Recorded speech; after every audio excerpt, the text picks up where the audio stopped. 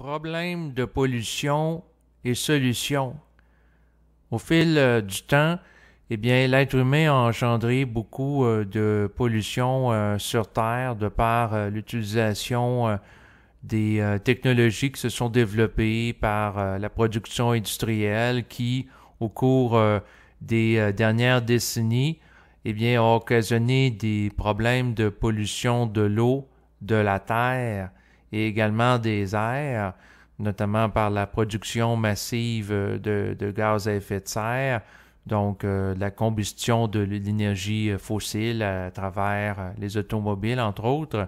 Ces problèmes de pollution sont en relation avec une compréhension relative de l'être humain de la science, dans le sens que tant que l'être humain va appréhender le réel à partir d'un mental intellectuel et réflectif seulement, il ne pourra pas composer avec la multidimensionnalité du réel et son entendement limitatif va faire en sorte qu'il n'aura pas une compréhension globale, englobante de la totalité de ce qui est des implications de ses agissements, en ce sens que si l'être humain procède de l'ego en étant déconnecté de la conscience de l'esprit, eh bien à ce moment-là, l'être humain va engendrer une science qui peut lui nuire grandement, notamment si on pense entre autres à la science actuelle qui a occasionné des problèmes de pollution atmosphérique qui fait en sorte que des êtres humains ont des problèmes pulmonaires, des difficultés respiratoires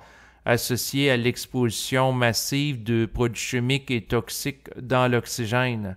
Le développement de la science qui s'est fait au cours, entre autres, du siècle dernier est en relation avec le développement de l'intellect, mais l'être humain doit aller plus loin, il doit développer une conscience en contact avec l'esprit pour développer une science qui est en relation avec les lois de l'esprit, c'est-à-dire les lois cosmiques. Et lorsque l'être humain développera une science en relation avec les lois cosmiques qu'il manifestera à la surface de la Terre, eh bien à ce moment-là, les problèmes actuels associés à la pollution seront neutralisés. Donc, c'est sûr que présentement, l'être humain est confronté à une période où il voit de plus en plus les limites du fonctionnement à partir d'un mental réflectif et calculateur, dans le sens que le capitalisme reposant sur la volonté d'un individu de faire du profit, donc faire de l'argent en mettant en circulation en grande quantité des biens de consommation jetables pour en vendre le plus possible, donc ils ne sont pas durables, ben ça a des effets secondaires comme le développement de dépotoirs, de grandes quantités de déchets, et de plus en plus les gens vont contester ça. Donc c'est sûr que tant que l'être humain procède à partir d'un mental morcelé, il n'y a pas un portrait global de la situation dans laquelle il est impliqué et aussi des impacts à long terme de son agissement. Par contre, un être humain qui s'intériorise et qui se branche à la conscience de l'esprit, bien à ce moment-là, il devient disponible à canaliser une science à la surface de la Terre qui va être en harmonie avec les lois de l'esprit, étant donné qu'il est capable de le percevoir.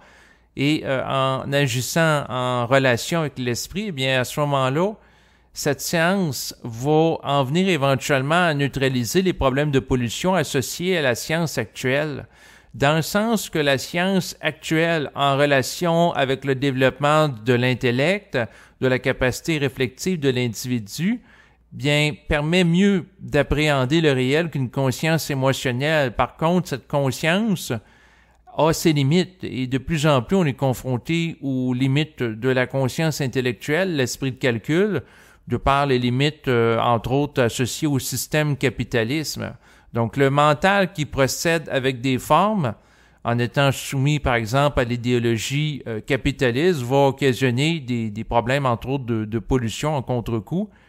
Et c'est sûr qu'éventuellement, ça va être de plus en plus contesté pour amener à ce que l'être humain élargisse sa compréhension du réel, sa compréhension de ses implications sur le plan environnemental, puis de réaliser à quelque part que l'être humain, eh bien, il appartient à une société, il appartient à une vie planétaire qui va avoir des conséquences sur les autres règnes de vie, que ce soit par rapport aux animaux, que ce soit par rapport aux plantes, Et ces règnes de vie-là, en contrepartie, vont avoir un impact sur lui, parce qu'après tout, s'il y a des espèces animales qui deviennent en voie d'extinction, aussi des poissons, eh bien, éventuellement, ça aura un impact par rapport à son alimentation.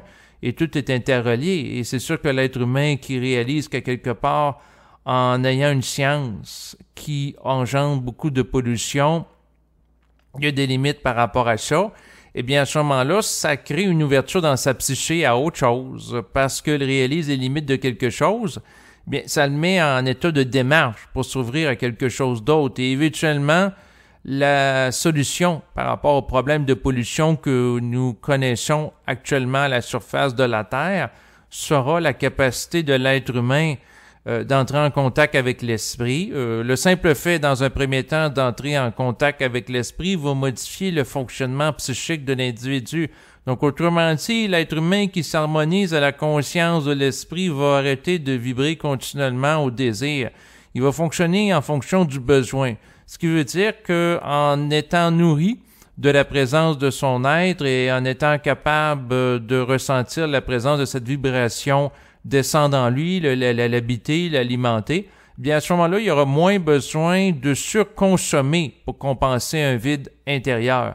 Donc, autrement dit, dans un premier temps, les problèmes de pollution vont être limités lorsque l'être humain va changer sa psychologie. Donc, autrement dit, quelqu'un qui vit beaucoup au désir, il en veut tout le temps plus sur le plan matériel, entre autres, pour compenser un vide intérieur, parce qu'après tout, tant que l'être humain n'est pas en harmonie avec l'esprit, c'est un petit peu comme une coquille vide. Et à ce moment-là, pour compenser ce manque d'identité, eh bien, l'être humain peut chercher à se définir à travers la consommation, la surconsommation et la possession. Donc, un ego qui se définit beaucoup à travers l'avoir parce qu'il n'est pas capable de s'auto-générer créativement au niveau de l'être en étant le réceptacle de l'énergie de l'esprit qui lui permet d'exister pleinement. Bien, à ce moment-là, peut surconsommer en achetant beaucoup de voitures, en consommant, par exemple, une grande quantité plus que nécessaire de nourriture, puis là, on se ramasse par la suite avec des problèmes d'obésité, notamment en Occident. Il y a d'autres variables aussi sur l'obésité, bien entendu, mais ce qu'il faut comprendre, c'est que la société capitaliste qui occasionne une grande quantité de biens à la disposition de l'individu a ses limites. C'est sûr que si le capitalisme nourrit continuellement au sein de l'individu à travers de publicité, le marketing, les médias de masse, le désir insatiable de toujours en avoir plus, toujours posséder plus de voitures, toujours posséder une maison plus grosse, plus par la suite de téléphones intelligents, plus de télévision, plus de tablettes, plus de ci, plus de ça, eh bien, l'individu qui se soumet sous cette influence ne peut pas être bien dans sa peau, ne peut pas être heureux parce que il vibre toujours à un désir qui lui est programmé par des instances de son environnement. Mais si l'individu s'intériorise et fonctionne avec l'esprit, il apprend à vivre en fonction de répondre à ses besoins réels plutôt que de désirs. Ce qui va faire en sorte que dans un premier temps, il va arrêter de surconsommer les ressources de la planète parce qu'il va vivre en fonction d'une stimulation autre. Donc, c'est sûr que par rapport à ça, l'individu doit sortir d'une dynamique de surconsommation. Ça, c'est un premier temps.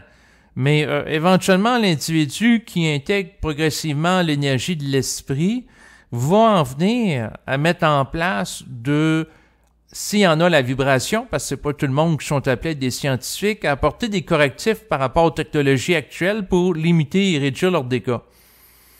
Puis éventuellement fonctionner autrement. Donc, c'est sûr qu'une personne qui a la capacité d'intégrer l'énergie de l'esprit, de s'en nourrir, bien à ce moment-là, elle va avoir une dynamique extrêmement différente qu'une personne qui fonctionne juste au niveau de l'ego. Parce que éventuellement, l'être humain sera capable de canaliser l'énergie indifférenciée du cosmos et agir à la manière d'un transformateur pour faire agir la matière à sa volonté et réajuster le plan matériel. Donc, éventuellement, il y aura la surface de la Terre des êtres humains nouveaux qui seront des êtres qui ont, entre autres, pour mandat de restaurer la Terre par rapport aux problèmes de pollution associés à l'époque actuelle. Donc, autrement dit, c'est sûr que c'est bien que l'être humain vive en fonction de ses besoins plutôt que ses désirs, ce qui va faire en sorte qu'il va arrêter de consommer d'une manière exagérée les ressources de la Terre, mais éventuellement, ce qu'il y aura, ça va être des correctifs aux technologies actuelles pour qu'elles soient moins polluantes, voire l'apparition de nouvelles technologies, mais éventuellement, il faut aller plus loin que ça, parce que d'apporter des correctifs à des technologies matérielles pour qu'elles soient moins consommatrices d'énergie, si on pense entre autres à des modifications qui ont été faites sur par exemple, le développement de véhicules automobiles qui consomment moins de quantité d'essence pour parcourir des plus grandes distances. C'est intéressant, ça fait que c'est un peu plus écologique, mais c'est pas optimal. Donc, éventuellement, l'être humain aura la capacité d'aller puiser l'énergie directement au plan éthérique pour s'alimenter, parce que fondamentalement, les problèmes de pollution associés à l'époque présente sont en relation avec un problème d'approvisionnement en énergie.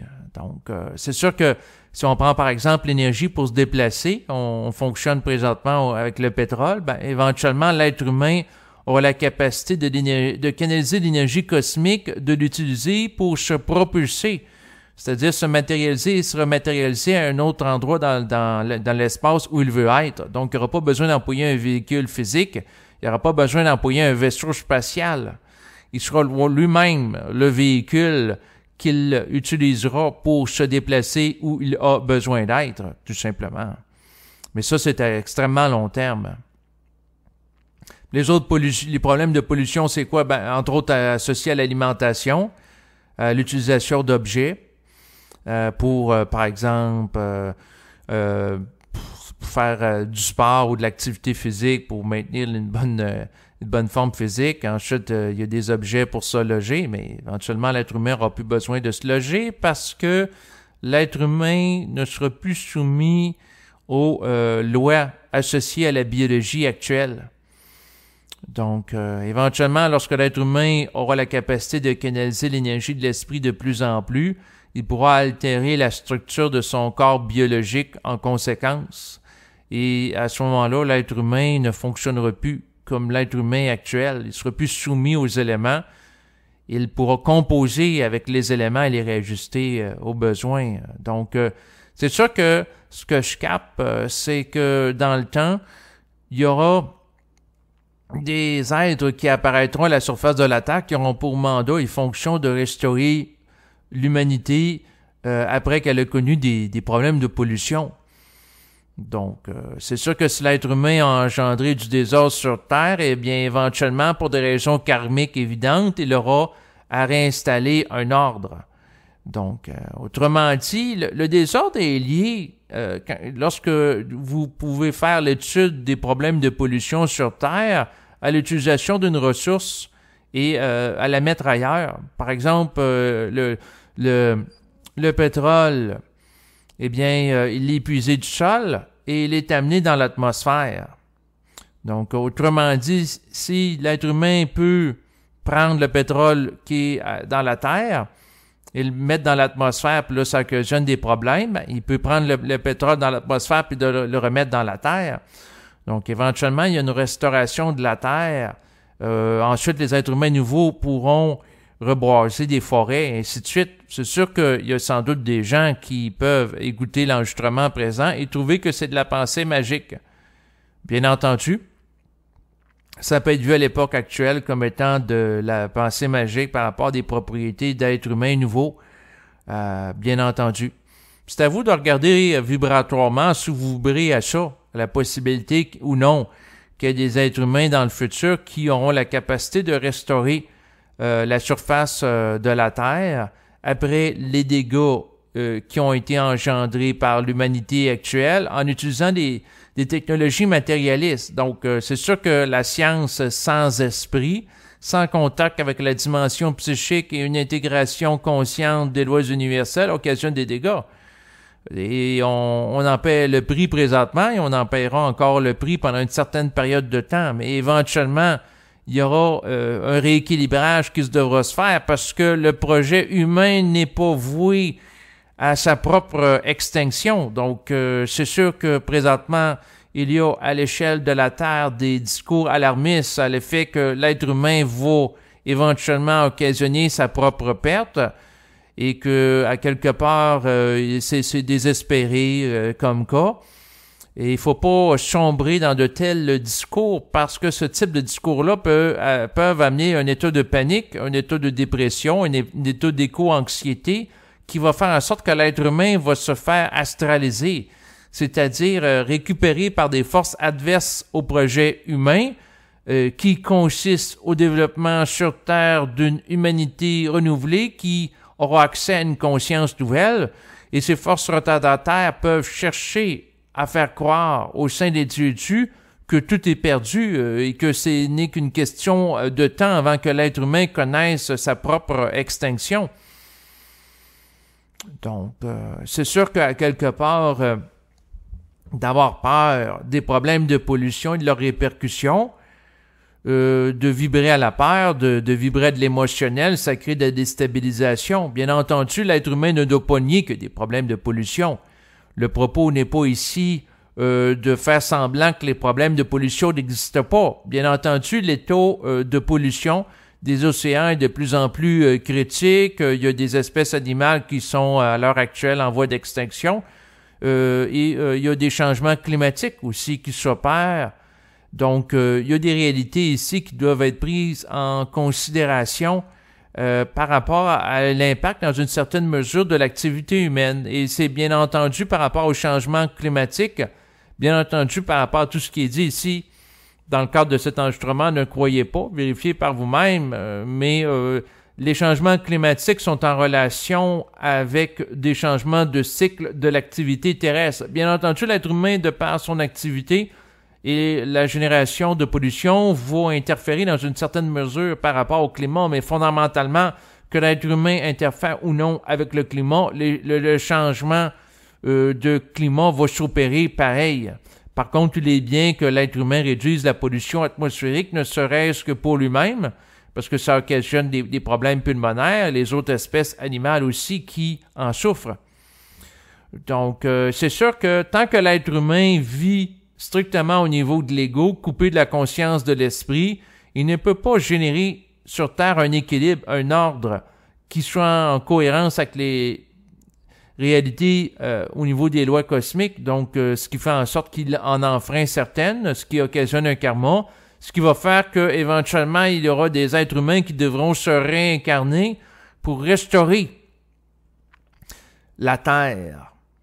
Donc, la dépolluer. Donc, c'est sûr que s'il y a des êtres qui font beaucoup d'argent avec un désir très grand de faire du profit à court terme en faisant le déni des conséquences environnementales de l'introduction de certaines technologies, eh bien, si ces êtres-là engendrent des problèmes de pollution alors qu'ils sont extrêmement conscients et ils savent que c'est nuisible, bien à ce moment-là, ces êtres ont un karma. Et s'ils ont un karma, c'est qu'éventuellement, ils devront se réincarner sur Terre pour rééquilibrer le karma, c'est-à-dire dépolluer la Terre en fonction des problèmes qui l'ont occasionné pour des raisons d'avarice, pour des raisons de faire du profit à court terme dans des vies antérieures. Donc, c'est sûr que les êtres humains qui font présentement des fortunes en relation avec l'exploitation de technologies polluantes, alors qu'ils savent que c'est polluant et qu'ils n'écoutent pas le signal intérieur à eux qu'ils ne devraient pas faire ça, bien à ce moment-là, il y aura un déséquilibre qu'ils devront réajuster car ils ne font pas ce qu'ils sont censés faire.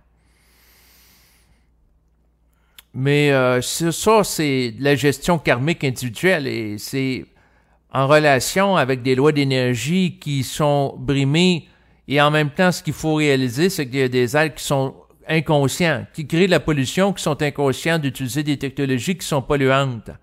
Alors, leur impact n'est pas la même que ceux qui font ça en connaissance de cause. Et il y aura une administration, il y en a déjà une sur Terre, d'êtres qui vont chercher à réguler les comportements humains, que ce soit au niveau juridique, mais éventuellement, il y aura l'administration du gouvernement supramental qui va chercher à réguler les êtres sur le plan physique, les êtres qui ont aussi déjà existé, pour encadrer des processus réincarnationnels en fonction qu'il y ait un rééquilibrage sur Terre et une restauration de la planète. Donc, ça va se faire avec le temps, mais d'ici là, l'être humain ne doit pas sombrer dans un état de dépression, de climato-anxiété, pour employer un idéologiste de l'époque actuelle. L'être humain doit s'occuper de lui-même. Donc, il ne doit pas nier les problèmes de pollution, il doit être capable de les observer, mais en même temps, il ne doit pas s'empêcher de fonctionner. C'est pas parce que, présentement, l'automobile occasionne de la pollution qu'il doit arrêter d'utiliser l'automobile. Donc, c'est sûr que si l'être humain pose la question au plan de la lumière, pourquoi n'avons-nous pas accès présentement à des technologies qui sont moins polluantes?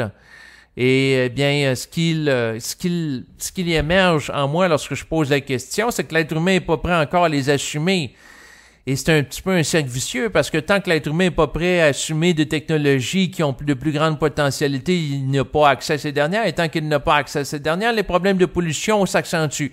Mais en même temps, ça me dit simultanément que tout désordre occasionné par l'être humain devra être établi par rapport à lui, par lui-même, avec le temps et au fil des incarnations. Donc, autrement dit, c'est juste une question de temps avec le karma mondial puisse s'équilibrer à l'égard des problèmes environnementaux.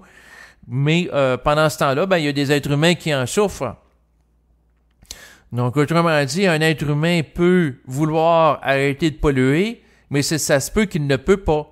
Et pourquoi il ne peut pas? C'est parce que si l'être humain voudrait, par exemple, s'alimenter directement du cosmos, au lieu de polluer l'environnement en se nourrissant avec des produits faits à des grandes quantités de distance de chez lui, s'il voudrait s'alimenter de ça alors qu'il n'a pas le taux vibratoire pour ça, il ne peut pas. Donc, à ce moment-là, c'est une fatalité que l'être humain doit consommer, par exemple, des produits qui vont engendrer par la suite de la pollution. Mais s'il ne peut pas faire autrement, il n'a pas le choix de consommer. Et s'il n'a pas d'autre choix que de consommer des produits, à ce moment-là, il ne sert absolument à rien de se sentir coupable alors qu'il n'a pas d'autres opportunités. Et si l'être humain, par exemple, a la mise en vibration de consommer un produit plutôt qu'un autre, il peut le faire. Mais éventuellement aussi, c'est intéressant, ce qui me vient en tête, c'est que l'être humain ne doit pas centrer son attention strictement sur les problèmes de pollution. Parce qu'à ce moment-là, il peut être soumis à une forme de religion verte. Donc, autrement dit, autrefois, la religion était très présente, si on pense entre autres au Québec, avec la religion judéo-chrétienne. Donc, les gens étaient soumis à des notions de péché. C'est-à-dire que si l'être humain désobéissait au prêtre, on lui faisait croire qu'elle allait mourir en enfer. Et il restait il allait mourir et se retrouver par la suite en enfer et y rester pour l'éternité. Et avec la religion verte, c'est que l'être humain qui pollue est un méchant pollueur, donc il est coupable d'un péché contre la nature. Et ça, c'est un cadre conceptuel qui peut empoisonner l'esprit de certains individus qui vont se sentir coupables d'exister, parce que si l'être humain a à utiliser l'auto pour se déplacer à son travail, qui consomme de l'essence, parce qu'il n'y a pas d'autres moyens de transport. S'il se sent coupable de tout ça, à ce moment-là, l'être humain, il faut qu'il arrête d'utiliser son auto. S'il se sent coupable de manger des produits emballés dans des contenants de plastique, à ce moment-là, s'il arrête de se déplacer, s'il arrête de manger ou s'il arrête de se reproduire, il y a des êtres humains qui se sentent coupables d'avoir des enfants, parce qu'à ce moment-là, ces enfants-là vont éventuellement consommer des ressources et éventuellement participer à la pollution. Donc, c'est sûr que si les enfants, par la suite, se déplacent en véhicule automobile, ça augmente la quantité de gaz à effet de serre qui est utilisée. Donc, l'esprit de calcul en relation avec la pollution puis la culpabilisation qui est faite par rapport à l'activité humaine va tendre à vouloir, dans un esprit comptable, à limiter les agissements humains. Mais si l'être humain fait juste arrêter d'agir, à ce moment-là, ça amène l'être humain à devenir presque inerte. Donc, ça devient limitatif, ça devient castrant, un peu comme la religion dans le passé. C'est sûr que pour sortir de cette idéologie-là, sans pour autant être dans l'idéologie du gémophotisme par rapport à l'environnement où il n'y a pas de conséquences, puis que l'être humain peut faire n'importe quoi, qui est l'autre extrême. Donc, l'être humain doit sortir des polarités qui consistent à adhérer à la religion verte, et aussi avoir un mépris à l'égard de l'environnement pour rentrer dans son identité réelle et canaliser l'esprit pour savoir qu'est-ce qu'il y a à faire. Et c'est sûr que quelqu'un qui fonctionne avec l'esprit, ça peut dire à un moment donné qu'il a à voyager, puis Puis à un moment donné, ça peut dire non, tu n'as pas à voyager. Et si l'être humain voyage, par exemple en utilisant l'avion, qui est extrêmement polluant, alors qu'il n'y a pas la vibration de le faire, ben là, il peut participer dans une certaine mesure à un karma. Parce qu'il fait quelque chose qu'il n'est pas censé faire. Mais si l'être humain voyage parce qu'il met en vibration de rencontrer une autre personne qui, par exemple, éventuellement va s'éveiller, puis éventuellement, le fait que cette autre personne-là va s'éveiller, elle va œuvrer à la mise en place de technologies pour réduire les dégâts associés à la pollution, et éventuellement, elle pourra canaliser l'énergie indifférenciée du cosmos parce qu'elle aura bénéficié d'un support vibratoire provenant d'un autre individu qui va favoriser sa connexion avec son propre esprit qui établit le contact. Bien, à ce moment-là, cet être humain-là pourra participer éventuellement à la restauration de la vie sur Terre. Donc, autrement dit, l'être humain doit agir en fonction de la vibration qu'il capte. Donc, c'est sûr qu'à ce moment-là, la personne n'a pas à réfléchir puis à écouter des centaines de documentaires sur les problèmes environnementaux ou écouter des activistes qui font peur au monde avec des statistiques chocs sur l'impact de l'environnement de l'être humain pour qu'il se sente coupable et qu'il se mette à paniquer et à avoir peur. Non, il faut que l'être humain s'occupe de lui-même sur le plan individuel et de réaliser que l'être humain a un rôle à jouer par rapport à l'environnement, mais ce rôle ne doit pas être exagéré parce qu'à ce moment-là, ça devient aliénant. Donc, si on se sent coupable à chaque fois qu'on mange, on va au restaurant, on utilise l'avion ou un véhicule automobile pour se déplacer, ben à ce moment-là, on ne sera jamais bien dans notre peau. Donc, la culpabilisation outrancière associée à la religion verte, la croyance à la sainte écologie, a ses limites. Donc, l'être humain qui s'occupe de lui-même, qui ne cherche pas à créer des problèmes de pollution pour faire souffrir les autres, parce qu'un être humain qui cherche à faire souffrir d'autres êtres humains ou les autres règnes vivants, que ce soit les poissons, les plantes, ben à ce moment-là, s'il cherche à faire ça d'une manière volontairement consciente, ben à ce moment-là, ça crée un karma. Donc, l'être humain n'a pas à se réjouir des problèmes de pollution, mais de ne pas sans plus se sentir coupable par rapport à ces derniers. L'être humain a à vivre en fonction de ses besoins, non pas en fonction de ses désirs. Et le simple fait de vivre en fonction de ses besoins pourra limiter à court terme certains impacts de problèmes de pollution. Et éventuellement, à long terme, le fait de développer une intelligence créative qui lui permet d'intercepter des inventions du cosmos pourront l'aider à résoudre des problèmes de pollution, puis éventuellement, l'être humain qui entre dans son identité aura la stabilité psychique pour, par exemple, collaborer avec des êtres du cosmos, puis éventuellement, il peut être possible pour des êtres humains de vivre une communication télépathique à des extraterrestres qui ont accès à des technologies qui l'aideront à régler des problèmes de pollution, mais ultimement, l'être humain ne doit pas attendre après les extraterrestres pour neutraliser les problèmes de pollution, il doit agir par lui-même. Puis éventuellement, l'être humain qui entrera pleinement dans la conscience de son esprit sera capable de s'auto-alimenter directement de lui au niveau cosmique lorsqu'il aura la stabilité psychique pour intercepter la vibration du cosmos qui est indifférenciée, qui provient du plan éthérique. Parce qu'en réalité, la réalité sur le plan physique est la manifestation densité d'une réalité plus subtile. Parce que dans l'univers, qu'est-ce qui existe, c'est de l'énergie. Donc, autrement dit, les crises qu'on prévoit, par exemple, par rapport à la diminution de la quantité de pétrole dans le monde accessible pour du forage, le manque de pétrole, le manque d'énergie électrique pour subvenir aux besoins d'une population grandissante, ainsi de suite, c'est tout en relation avec la question de l'énergie, mais fondamentalement, l'énergie est abondante dans le cosmos. Donc, l'histoire que des pénuries d'énergie, des pénuries de ressources, ça, c'est en relation avec une mentalité de calcul. Mais fondamentalement, l'énergie est abondante dans le cosmos, mais il faut que l'être humain soit capable de la puiser. Puis pour être capable de la puiser, il faut qu'il ait le taux vibratoire de non seulement la capter, mais d'être capable de la convertir. Et éventuellement faire agir la matière à sa volonté, puis altérer les propriétés, par exemple, d'éléments polluants, d'éléments radioactifs.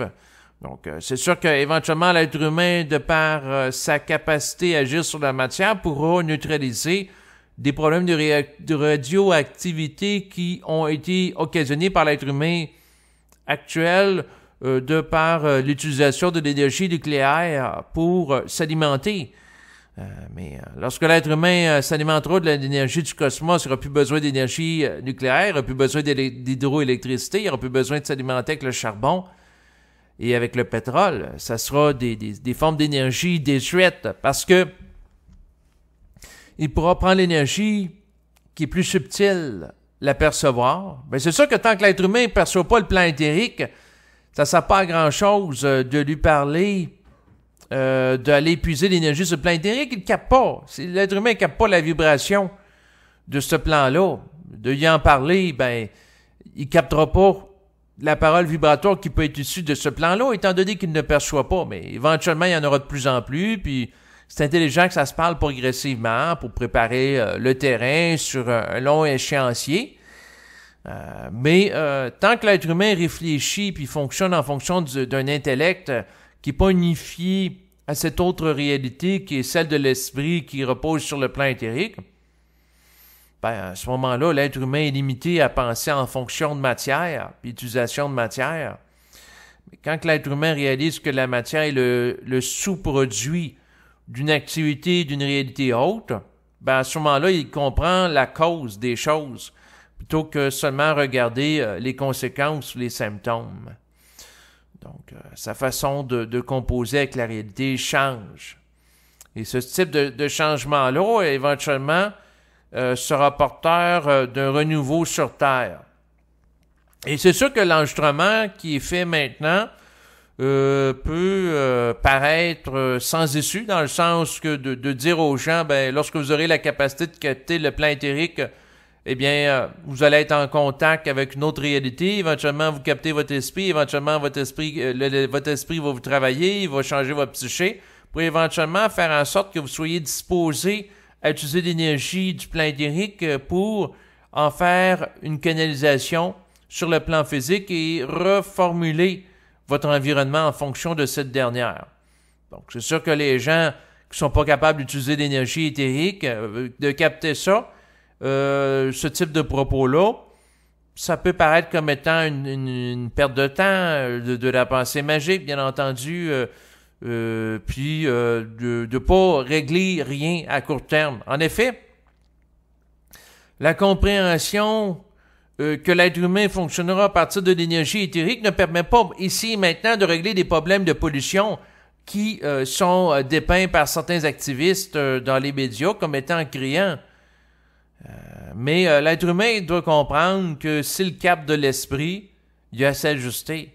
Et chacun de ces ajustements qu'il fait progressivement participe au rehaussement de son taux vibratoire qui va faire en sorte qu'éventuellement il pourra utiliser l'énergie cosmique pour restaurer la Terre s'il donne de l'importance à la valeur de l'écologie, du respect de l'environnement.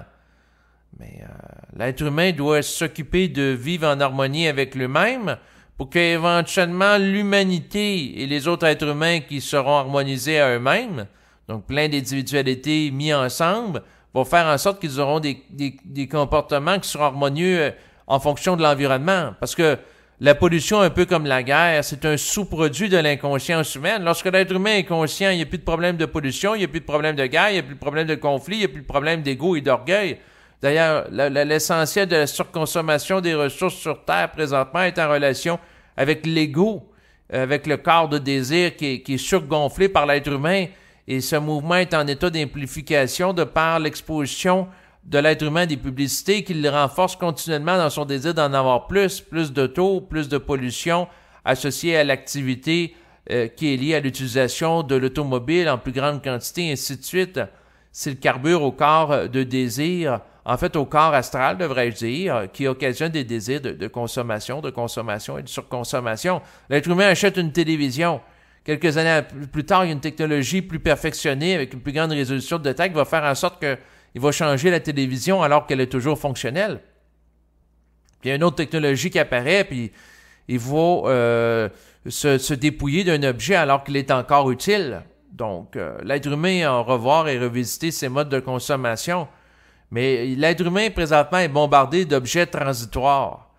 Transitoires dans le sens que les formes qui sont produites ne sont pas absolues. La preuve, elles deviennent rapidement obsolètes. Les téléphones intelligents, les smartphones, ils deviennent désuets après un certain nombre d'années extrêmement courts. Il n'y a pas un téléphone intelligent qui va être fonctionnel d'une manière optimale pendant 30 ou 40 ans. C'est pas prévu ainsi. Mais la technologie de l'esprit est prévue ici. Quelqu'un qui est branché à la conscience de son esprit peut communiquer par télépathie avec un être humain. Puis plus qu'il se dépollue en tant qu'ego, puis plus qu'il peut capter avec clarté la transmission psychique qu'il reçoit, un peu comme un radio. Et à ce moment-là, l'être humain peut utiliser cette manière de procéder qui va de plus en plus se clarifier, se préciser avec le temps sur une longue période de temps. Donc, il n'y a pas besoin d'utiliser un téléphone intelligent pour capter des ondes puis entrer en contact avec quelqu'un. Mais ça, c'est une technologie optimale. Et le téléphone, c'est quoi? C'est une béquille temporaire que l'être humain actuel, qui fonctionne essentiellement au niveau de l'intellect, utilise, à défaut de pouvoir fonctionner au niveau de l'esprit. Parce que ce qui retarde la restauration de la Terre, bien entendu, c'est l'étroitesse de la conscience humaine, son orgueil, et le fait que l'être humain aussi est instable psychiquement, il vibre trop à l'émotionnel. Et tant que l'être humain vibre trop à l'émotionnel, il ne peut pas vivre de grands chocs au niveau psychique qui va lui permettre d'intégrer l'énergie de l'esprit. Et tant que l'être humain n'intègre pas l'énergie de l'esprit, bien à ce moment-là, sa psyché ne peut pas être restaurée. Puis à ce moment-là, il ne peut pas devenir un agent restaurateur de l'environnement s'il en a la vibration d'agir ainsi. Ce qui fait en sorte que c'est un petit peu un cercle vicieux. Donc, autrement dit, de leur côté, les êtres de la lumière veulent que les problèmes de pollution sur Terre soient éventuellement réglés, mais en même temps, ces êtres-là ne peuvent pas devancer le temps où ce que l'être humain sera en mesure de les régler. Ce qui fait qu'il y a du temps à contenir. Donc, présentement, on doit contenir une certaine période de temps où ce que l'être humain va continuer à polluer l'environnement, mais il n'en sera pas toujours ainsi. Et pendant que ce temps s'écoule, eh bien, il y a des êtres qui développent une plus grande stabilité psychique et qui vont intégrer l'énergie de l'esprit, s'y ajuster, pour éventuellement ajuster l'environnement en fonction de cette énergie, parce que dans un premier temps, l'énergie ajuste leur psyché pour que éventuellement ces êtres avec une psyché renouvelée renouvellent leur rapport à l'environnement et puissent participer à sa restauration. Donc ça, c'est juste une question de temps. Mais tout ça, tout cet enregistrement-là sert à faire réaliser à quelque part à l'individu qu'il n'a pas à se sentir coupable de la pollution. Il ne doit pas nier non plus l'existence de la pollution. Il doit faire ce qu'il a à faire en s'ajustant à son intériorité, s'il est capable de percevoir l'esprit. Si l'esprit dit faire quelque chose, il fait cette chose-là. Il n'a pas à réfléchir des milliers d'heures sur les problèmes de l'environnement. Il fait ce qu'il a à faire sur le plan individuel, et lorsque tous les êtres humains feront ce qu'ils ont à faire sur le plan individuel, il n'y aura plus de problème de pollution sur Terre. Mais présentement, ce qui ralentit ce mouvement-là d'action en fonction d'une vibration, donc vibrer et agir dans une direction qui va favoriser la prospérité de l'être humain, la viabilité de la civilisation humaine à long terme, ben, c'est le fait que certains êtres humains sont inconscients et qui n'ont pas la stabilité psychique pour être exposés à l'énergie de l'esprit, ce qui fait en sorte que l'énergie de l'esprit ne descend pas en eux. Et comme l'énergie de l'esprit ne descend pas en eux, ces êtres humains-là ne peuvent pas vivre en fonction des lois cosmiques. Donc à ce moment-là, les êtres humains polluent, mais n'ont d'autre choix que de polluer parce qu'ils ne peuvent pas faire autrement. Donc autrement dit, ces êtres-là n'ont pas de libre arbitre dans le sens réel du terme, parce qu'ils ne sont pas libres de polluer parce qu'ils ne peuvent pas agir autrement. Autrement dit, tant que l'être humain n'est pas capable de se nourrir de l'énergie de l'esprit pour avoir un taux vibratoire, pour avoir une autorégulation vibratoire et s'alimenter directement à elle à partir du plan éthérique, ben à ce moment-là, l'être humain doit parasiter son environnement pour s'alimenter. C'est ça que l'être humain qui va parasiter, par exemple, les animaux pour se nourrir de leur chair, les végétaux pour se nourrir par la suite d'eux aussi, ben, ils participent à de la pollution parce que ces activités, par exemple, d'élever en grande quantité par exemple, des bœufs ou des vaches pour des raisons de consommation humaine occasionnent de la pollution.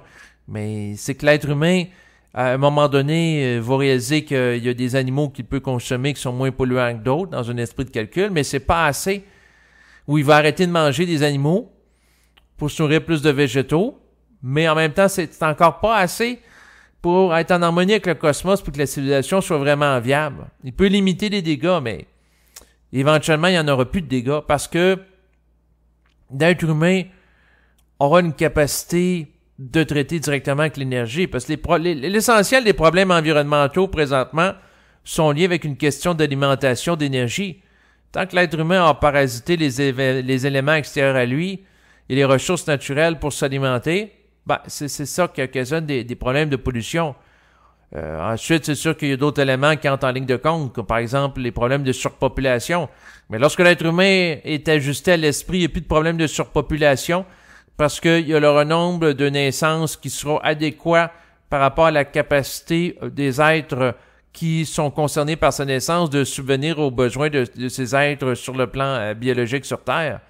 Donc, il y a une régulation des naissances en relation, entre autres, avec l'activité grandissante du gouvernement supramental qui va faire la gestion des incarnations et réincarnations futures.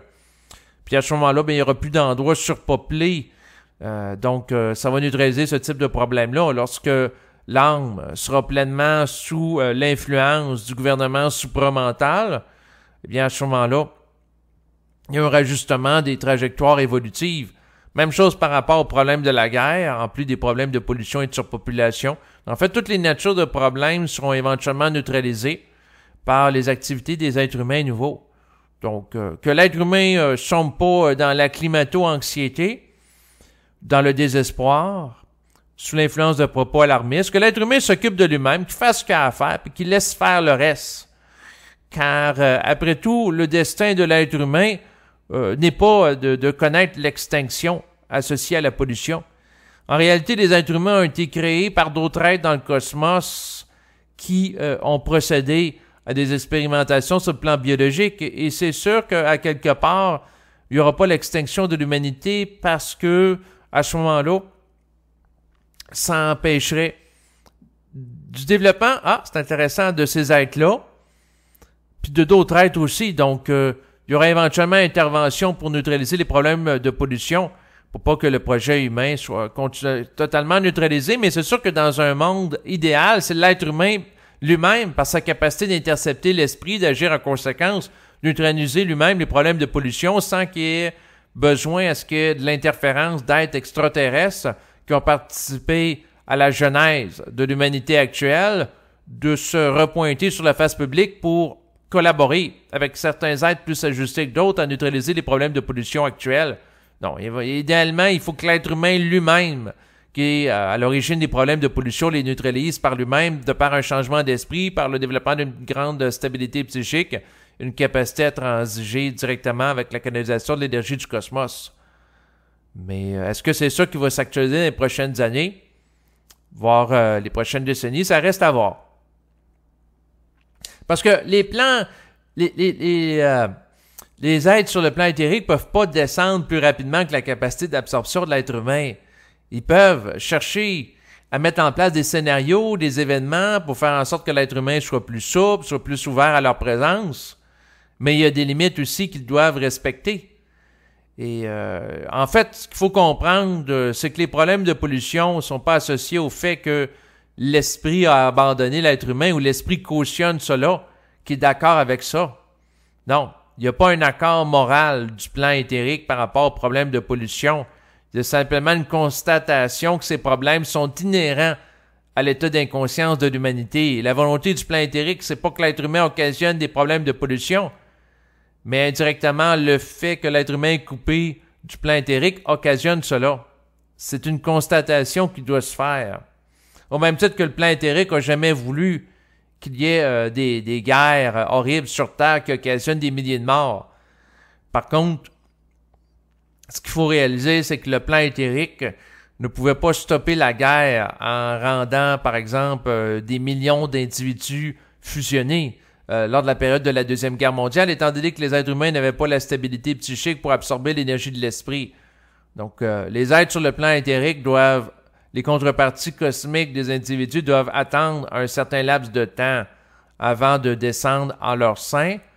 Et c'est ce qui fait en sorte que pendant ce temps-là, il y a eu la Première Guerre mondiale, Deuxième Guerre mondiale, et aujourd'hui, on a des problèmes de pollution qui sont occasionnés par de l'inconscience, mais qui ne peut pas être court-circuité rapidement, étant donné que la descente de la conscience au sein des individus pour qu'ils vivent en harmonie avec l'environnement, ça ne peut pas se faire tout de suite. Il y a du temps à contenir.